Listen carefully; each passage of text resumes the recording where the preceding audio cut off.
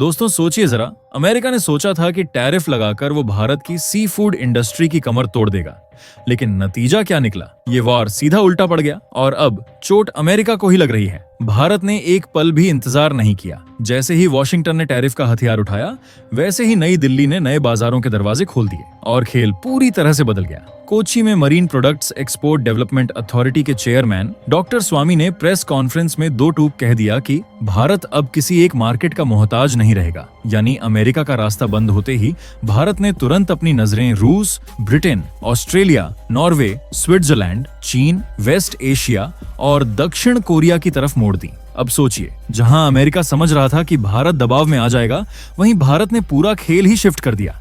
दरअसल ये पहली बार नहीं है जब भारत ने ऐसा किया हो। याद कीजिए, पोखरण परमाणु परीक्षण के बाद जब अमेरिका ने पाबंदियां लगाई थीं, तब भी भारत ने नए रास्ते ढूंढ निकाले थे और पूरी दुनिया को हैरान कर दिया था। आज इतिहास खुद को दोहरा रहा है। डॉक्टर स्वामी ने साफ शब्दों में कहा, सिंगल प्रोडक्ट, सिंगल मार्केट पर टिके रहना भारत के लिए अब खतरा है। असली ताकत है डाइवर्सिटी में, अलग अलग प्रोडक्ट्स और अलग अलग मार्केट्स में। यही बात ट्रंप को सबसे ज्यादा चुभ रही है। उनकी पूरी कोशिश थी भारत को झुकाने की, लेकिन नतीजा ये निकला कि भारत और भी शक्तिशाली बनकर सामने खड़ा है। तो आखिरकार ये पूरी डेवलपमेंट क्या है? चलिए इसे थोड़ा गहराई से समझते हैं। लेकिन उससे पहले अगर आप वीडियो देख ही रहे हो तो बस एक सेकंड निकालकर लाइक बटन दबा दो और चैनल को सब्सक्राइब कर लो।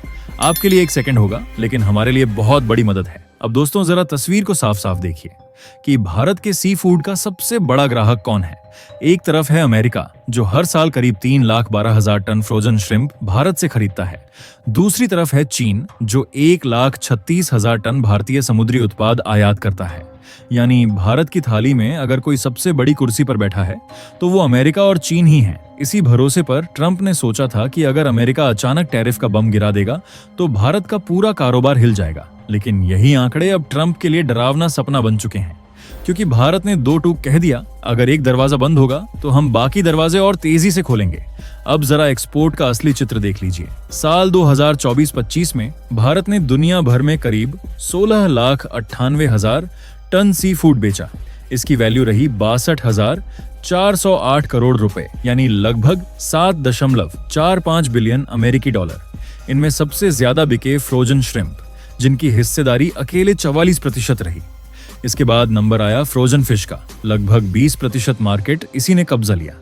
इसके अलावा स्क्विड, कटल फिश और लाइव फिश की भी भारी डिमांड रही। ये आंकड़े सिर्फ नंबर नहीं हैं, बल्कि एक साफ संदेश है।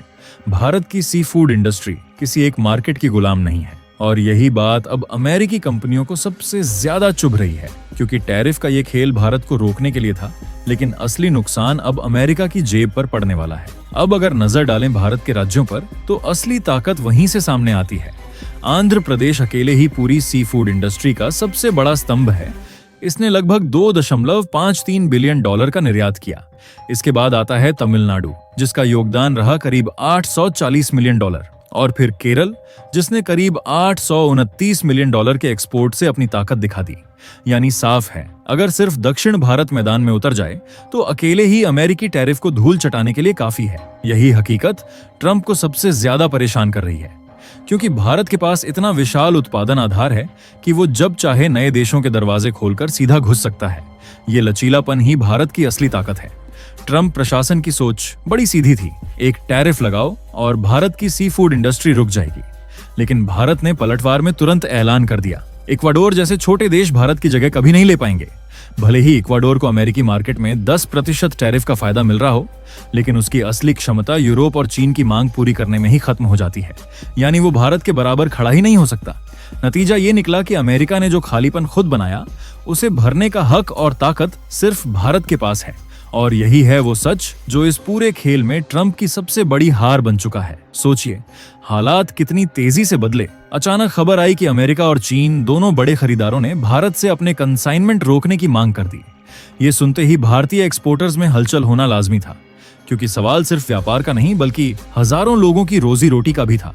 लेकिन भारत ने घबराने की बजाय सीधा सिस्टमेटिक जवाब दिया।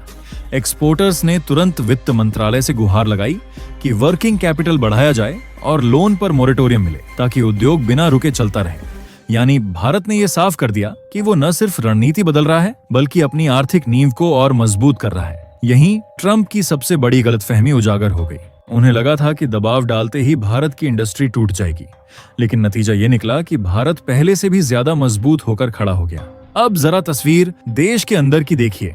अमेरिकी टैरिफ के खिलाफ जनता का गुस्सा भी खुलकर सामने आने लगा। पंजाब के जालंधर में स्थित लवली प्रोफेशनल यूनिवर्सिटी ने तो सीधा मोर्चा खोल दिया। यूनिवर्सिटी ने ऐलान कर दिया कि अगर 27 अगस्त को अमेरिकी टैरिफ लागू हुआ तो कैंपस में मौजूद सभी अमेरिकी सॉफ्ट ड्रिंक ब्रांड्स पर बैन होगा। ये ऐलान सिर्फ एक कैंपस का फैसला नहीं था, ये संकेत था कि अब लड़ाई सिर्फ उद्योगों तक सीमित नहीं रहेगी, बल्कि भारतीय जनता और संस्थान खुद अमेरिकी ब्रांड्स को निशाने पर लेने लगे हैं। एलपीयू के फाउंडर और सांसद अशोक कुमार मित्तल ने तो ट्रंप को खुली चेतावनी दे दी, भारत झुकेगा नहीं, अगर जरूरत पड़ी तो अमेरिकी कंपनियों को बाहर का रास्ता दिखा दिया जाएगा। यानी ट्रंप की सबसे बड़ी भूल यही रही, उन्होंने भारत को कमजोर समझा। लेकिन असलियत यह है कि आज हालात पलट चुके हैं। अब सिर्फ सरकार या उद्योग ही नहीं, बल्कि भारत की जनता खुद अमेरिकी ब्रांड्स के खिलाफ खड़ी हो गई है। ये जंग अब सिर्फ टैरिफ की नहीं रही, ये बन चुकी है भारत की प्रतिष्ठा और आत्मसम्मान की लड़ाई। इसके अलावा आपको याद है वो खत जो अशोक मित्तल ने ट्रंप को लिखा था? खुले शब्दों में कहा था, अगर 146 करोड़ भारतीय अमेरिकी कंपनियों पर रोक लगा दें तो हालात मिनटों में पलट जाएंगे। तब ये बात सिर्फ कागज पर थी, लेकिन अब ये चेतावनी जमीन पर उतरने लगी है। और यही ट्रंप का सबसे बड़ा डर है, कहीं ये बहिष्कार की आग पूरे देश में न फैल जाए। अब जरा ये भी देखिए कि अमेरिकी कंपनियों के लिए भारत कोई छोटा मोटा मार्केट नहीं, ये दुनिया का सबसे बड़ा कंज्यूमर बेस है। अगर यहाँ दरवाजे बंद हुए तो झटका सीधा वॉल स्ट्रीट की नसों तक महसूस होगा। यही है भारत का डबल अटैक, एक तरफ दुनिया के नए देशों में सी फूड मार्केट खोलना और दूसरी तरफ अपने घर में अमेरिकी ब्रांड्स का बहिष्कार। वॉशिंगटन अब यही सोचकर पसीने पसीने है कि कहीं ये फैसला अमेरिका के खिलाफ ही उल्टावार न बन जाए, क्योंकि हकीकत ये है भारत सिर्फ सी फूड बेच नहीं रहा, वो इसे आर्थिक हथियार बना चुका है। ट्रंप की मुश्किल ये है कि भारत अब रूस से लेकर ऑस्ट्रेलिया तक हर देश से नए समझौते कर रहा है, और जब भारत के प्रोडक्ट्स इन मार्केट्स में धड़ल्ले से बिकेंगे तो अमेरिकी रेस्टोरेंट्स और सुपरमार्केट्स को वही माल ज्यादा महंगे दामों पर खरीदना पड़ेगा। मतलब साफ है, ट्रंप का टैरिफ उनके अपने ही उपभोक्ताओं की जेब काटेगा। और नतीजा, भारत की सी फूड इंडस्ट्री अब और भी डिवर्सिफाइड, मजबूत और असरदार होगी। वहीं अमेरिका चाहकर भी भारत पर अपनी निर्भरता तोड़ नहीं पाएगा। यानी आने वाले दिनों में चाहे ट्रंप कितनी भी बौखलाहट दिखाएं, भारत की पकड़ और भी ज्यादा मजबूत होती जाएगी। भारत के इस कदम ने केवल अमेरिका को नहीं बल्कि पूरी दुनिया को हिला दिया है। यूरोप, वेस्ट एशिया और एशिया पैसिफिक के देश अब सीधा भारत से सी फूड खरीदने की तैयारी कर रहे हैं। ये वही मार्केट हैं जहां पहले अमेरिकी दबदबा चलता था और अब वहां हमारे भारत की एंट्री हो चुकी है। सोचिए, ट्रंप ने सोचा था कि टैरिफ लगाकर भारत को रोक देंगे, लेकिन असल में उन्हीं के फैसले ने भारत के लिए नए दरवाजे खोल दिए। यानी नतीजा साफ है, टैरिफ का ये हथियार भारत को डराने की बजाय और भी ताकतवर बना गया। आज हालात ये हैं कि एक तरफ भारत नए नए बाजारों में पांव जमा रहा है, दूसरी तरफ अपने देश के अंदर अमेरिकी कंपनियों के खिलाफ बहिष्कार की लहर उठ रही है, और वहीं व्हाइट हाउस में बैठे ट्रंप बौखलाहट में रोज नए बयान दे रहे हैं। लेकिन कहानी यहीं खत्म नहीं होती, क्योंकि अब असली खेल शुरू होता है ग्लोबल डिमांड से।